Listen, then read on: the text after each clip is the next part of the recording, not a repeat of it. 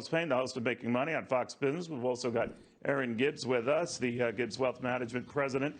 Charles, this doesn't seem to jive. What's blocking it? Well, Neil, we had this unusual situation where people were able to work 15 months or longer from home, or if they didn't work, they were, getting supplemental unemployment benefits from the federal government. In addition to stimulus checks that have gone out, child care payments that are going out now, the third payment just went out.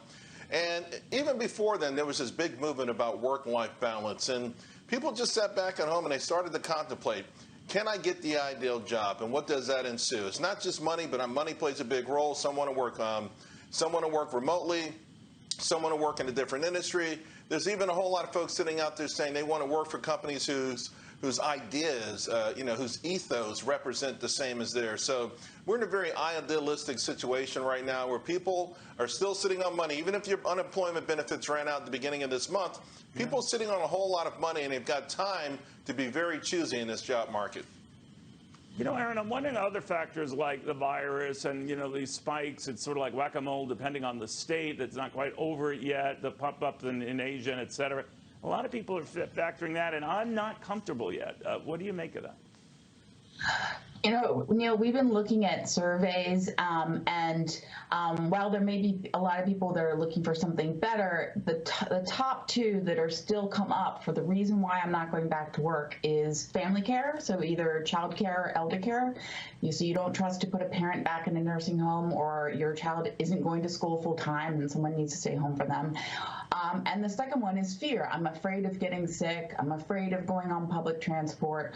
I'm just not ready to go out. And so we know that some of the states, particularly this September, in fact, this week, a lot of schools have reopened, like fully reopened where they're in class.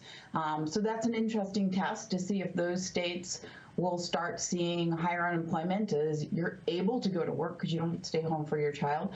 And as vaccination rates become higher, if perhaps that leads to less fear. We haven't seen that yet.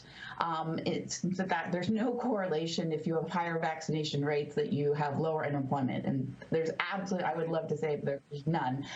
But so that's something that we still have to attack, is getting people comfortable going back to work. Yeah, and it's a psychological thing. Maybe it's also the prospect of what workers have to look forward to. We're going to be exploring this in the next segment, Charles, a little bit more. But this $3.5 trillion infrastructure package is loaded with tax increases. Now, it's been sold as increases on guys like you who can well afford it, but not necessarily anyone else has to worry. But I think people are beginning to worry about that. What about you? Yeah, of course they're beginning to worry because there's all kinds of there's taxes on tobacco in there, right? That impacts a whole lot of different folks. The definition of 400,000, that's lurching more and more toward a couple, not an individual. So that sucks in a whole lot of people. You might have thought you were getting under that threshold. You're not. So there's a lot of anxiety about that. I will say on the vaccination thing, I looked on Friday. And the top 5 states with vaccination rates actually had higher average unemployment than the bottom 5 vaccinated states. So, it's tough to make these correlations, but we're just in a unique period. I mean, you talked about Amazon. You heard Susan Lee talking about Amazon.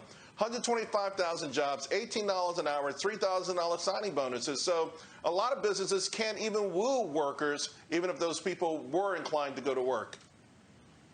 Looking at this from, how politicians deal with it, I guess it could be a nice problem to have that more jobs out there than people are taking up those jobs, but goes on much longer, and that could be a problem. Certainly. Businesses just won't be able to run profitably. They may go out of business. They don't have enough workers. And obviously those costs, they're having to pay more and more to finally entice somebody to come to this job, that you're going to see that in inflation. So, there's a lot of different points that we need to make. And attack it at so many different levels. And we also know that economic reopening policies have a big impact as well. It makes people feel more confident as states reopen and are more open, and it feels freer. So that's another thing that politicians should really look at when it comes to the psychology of it all. All right, guys, I want to thank you both very, very much. We did